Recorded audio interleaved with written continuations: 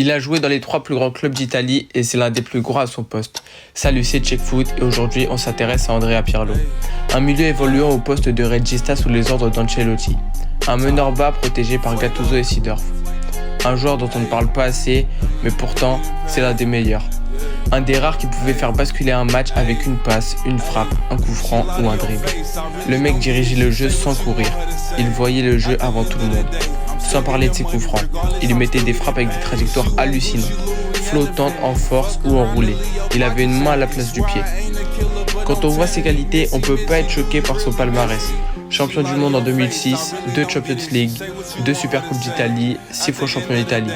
Je dis pas tout sinon la vidéo sera trop longue. Pirlo, c'est le football rapide sans courir avec un style de jeu élégant qui manque au football d'aujourd'hui. Il a joué dans les 3 plus grands clubs d'Italie et c'est l'un des plus gros à son poste. Salut, c'est Checkfoot et aujourd'hui on s'intéresse à Andrea Pirlo. Un milieu évoluant au poste de regista sous les ordres d'Ancelotti. Un meneur bas protégé par Gattuso et Seedorf. Un joueur dont on ne parle pas assez, mais pourtant c'est l'un des meilleurs.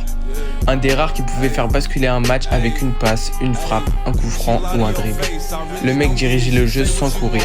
Il voyait le jeu avant tout le monde. Sans parler de ses coups francs, il mettait des frappes avec des trajectoires hallucinantes, flottantes en force ou enroulées. Il avait une main à la place du pied.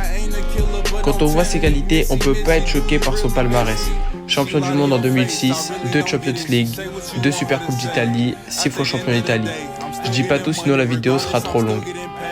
Pirlo, c'est le football rapide sans courir avec un style de jeu élégant qui manque au football d'aujourd'hui.